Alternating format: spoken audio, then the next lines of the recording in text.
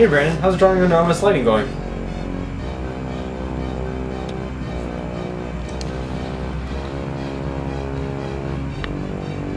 Going with the theme of this week's game, Layers of Fear, I've decided to express myself. Here, Desi. I've made you some.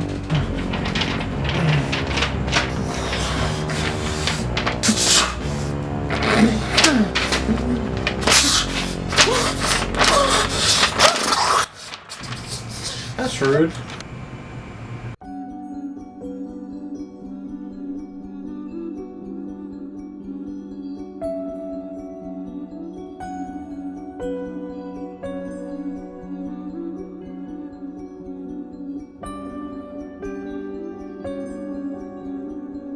Hi, I'm Desi, And I'm Brandon. and welcome to IndieQuest, our journey to find the best games that independent developers have to offer. Today we're covering Layers of Fear, a new early access Steam game made by Bluebird Team SA, an indie development team based out of Poland. The game puts you in the place of a mentally disturbed artist driven mad by his desire to paint a masterpiece.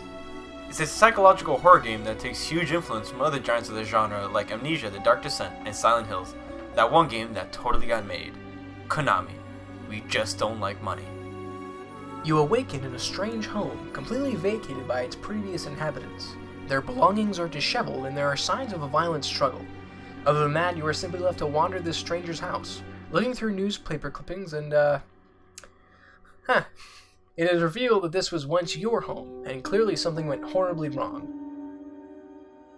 The main quest from here on out is to find out what happened to you, your wife, your child, and seemingly most important, your masterpiece.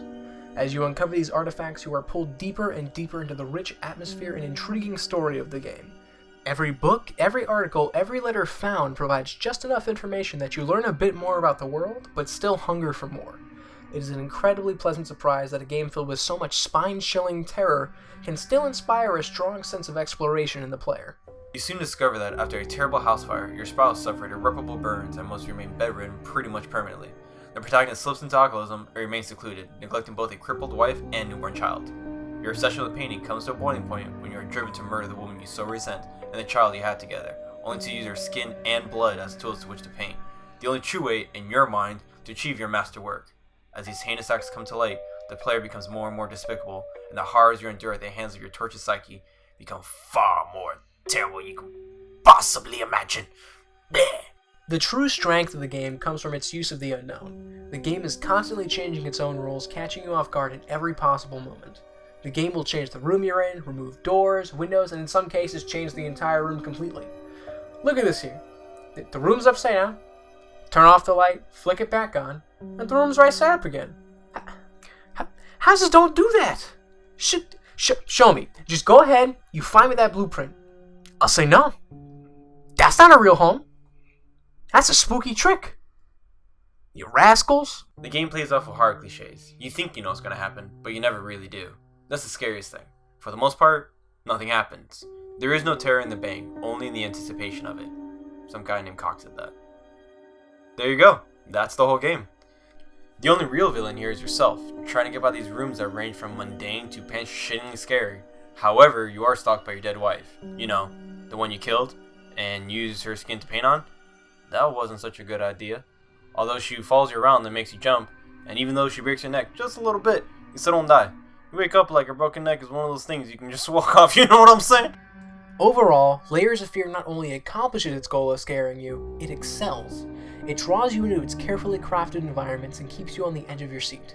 This is my favorite kind of horror game, one that doesn't rely heavily on jump scares, one that can just crawl inside your brain and really just make you feel uneasy for the next few hours after playing. Fortunately, the game is in early access, so at a certain point, it just ends. I have never been so blue-balled by a game in my entire life, except for that one time.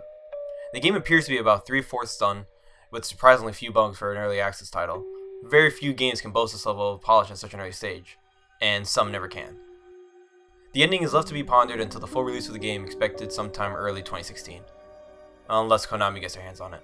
We implore you to sit in your room late at night, plug in your headphones, and support Bluebird Team SA and further development of Layers of Fear by picking up this game. We give this game 5 generally uncomfortable Desis out of 5.